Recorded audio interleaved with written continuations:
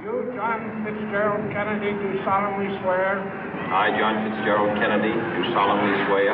That you will faithfully execute the office of President of the United States. That I will faithfully execute the office of President of the United States. And will, to the best of your ability. And will, to the best of my ability. Preserve, protect, and defend the Constitution of the United States. Preserve, protect, and defend the Constitution of the United States. So help you God. So help me God.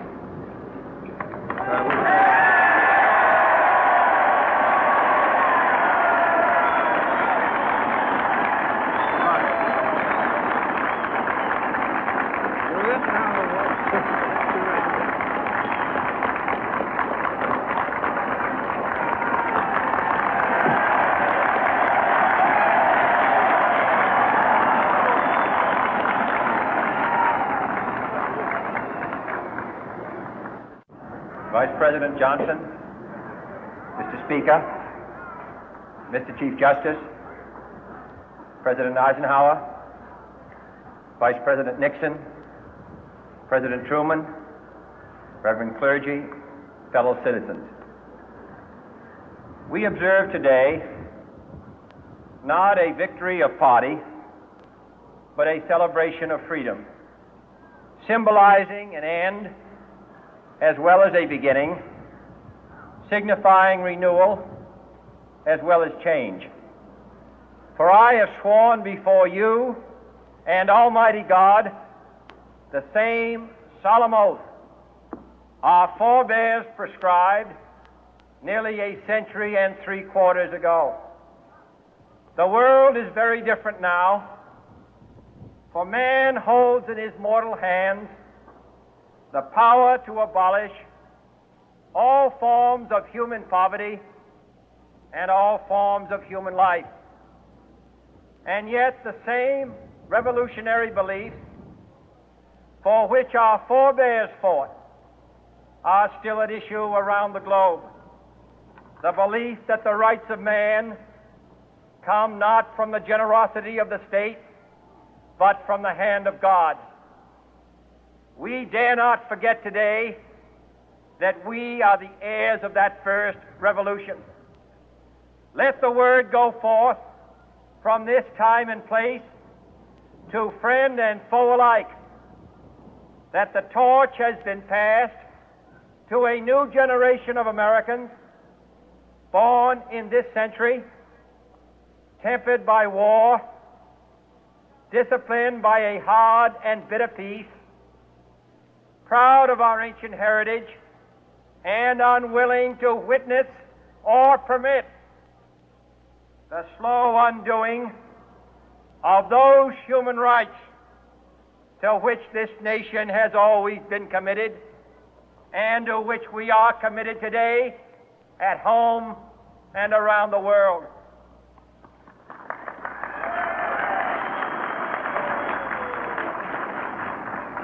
Let every nation know, whether it wishes us well or ill, that we shall pay any price, bear any burden, meet any hardship, support any friend, oppose any foe to assure the survival and the success of liberty.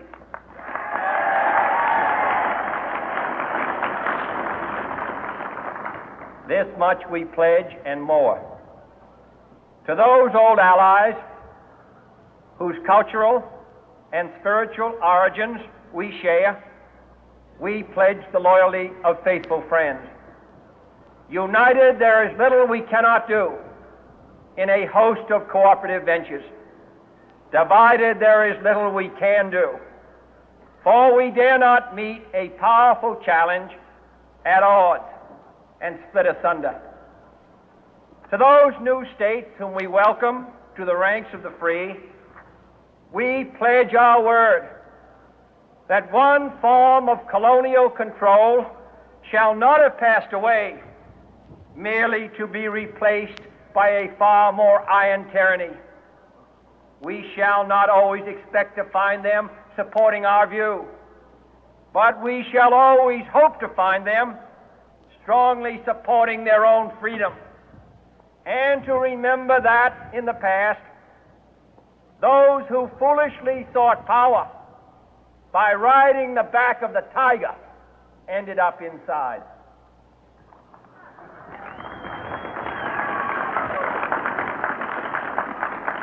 To those people in the huts and villages of half the globe struggling to break the bonds of mass misery, we pledge our best efforts to help them help themselves for whatever period is required, not because the communists may be doing it, not because we seek their votes, but because it is right. If a free society cannot help the many who are poor, it cannot save the few who are rich.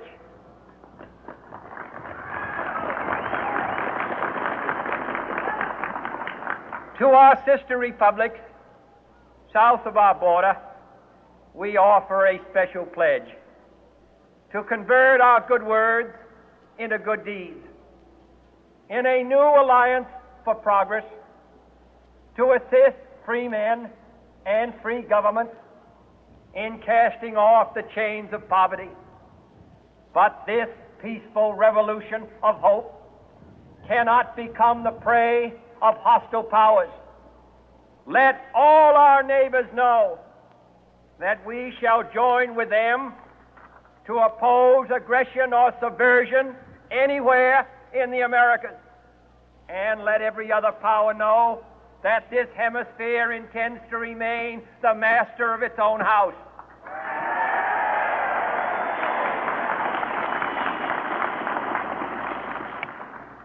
To that World Assembly of Sovereign States, the United Nations, our last best hope, in an age where the instruments of war have far outpaced the instruments of peace, we renew our pledge of support to prevent it from becoming merely a forum for invective, to strengthen its shield of the new and the weak, and to enlarge the area in which its writ may run. Finally, to those nations who would make themselves our adversary, we offer not a pledge, but a request that both sides begin anew the quest for peace. Before the dark powers of destruction, unleashed by science, engulf all humanity in planned or accidental self-destruction, we dare not tempt them with weakness, for only when our arms are sufficient beyond doubt can we be certain beyond doubt that they will never be employed. But neither can two great and powerful groups of nations take comfort from our present course, both sides overburdened by the cost of modern weapons, both rightly alarmed by the steady spread of the deadly atom, yet both racing to alter that uncertain balance of terror that stays the hand of mankind's final war. So let us begin anew, remembering on both sides that civility is not a sign of weakness, and sincerity is always subject to proof. Let us never negotiate out of fear, but let us never fear to negotiate.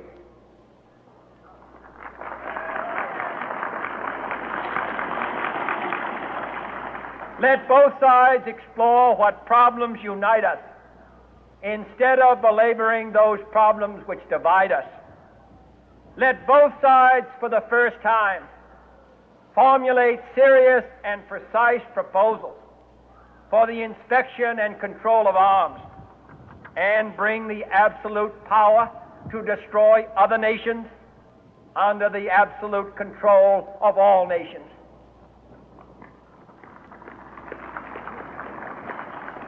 Let both sides seek to invoke the wonders of science instead of its terrors.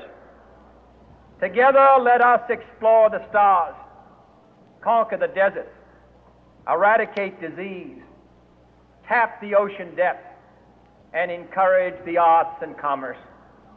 Let both sides unite to heed in all corners of the earth the command of Isaiah to undo the heavy burden and let the oppressed go free.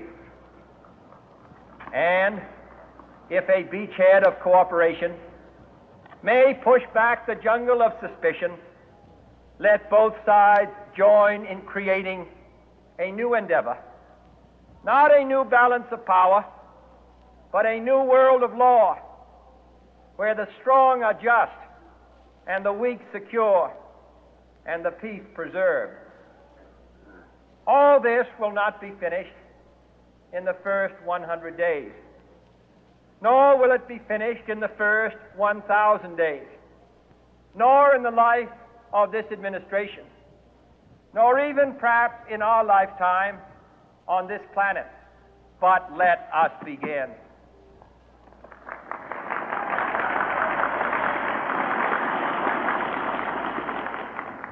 In your hands, my fellow citizens, more than mine, will rest the final success or failure of our course.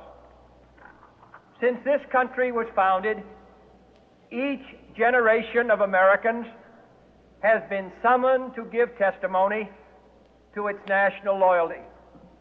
The graves of young Americans who answered the call to service surround the globe. Now the trumpet summons us again, not as a call to bear arms, though arms we need, not as a call to battle, though in battle we are, but a call to bear the burden of a long twilight struggle, year in and year out, rejoicing in hope, patient in tribulation, a struggle against the common enemies of man, tyranny, poverty, disease, and war itself. Can we forge against these enemies a grand and global alliance, north and south, east and west, that can assure a more fruitful life for all mankind? Will you join in that historic effort?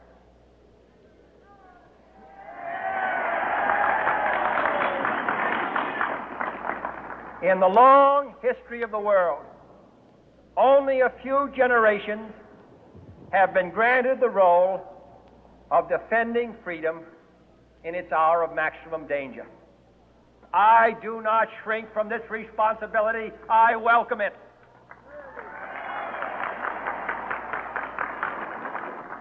I do not believe that any of us would exchange places with any other people or any other generation. The energy, the faith, the devotion which we bring to this endeavor will light our country and all who serve it. And the glow from that fire can truly light the world. And so, my fellow Americans, ask not what your country can do for you. Ask what you can do for your country.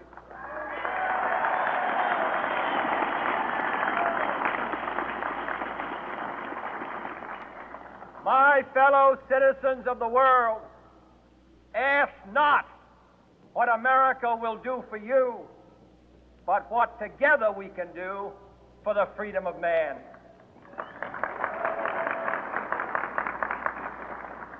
Finally, whether you are citizens of America or citizens of the world, ask of us here the same high standards of strength and sacrifice which we ask of you.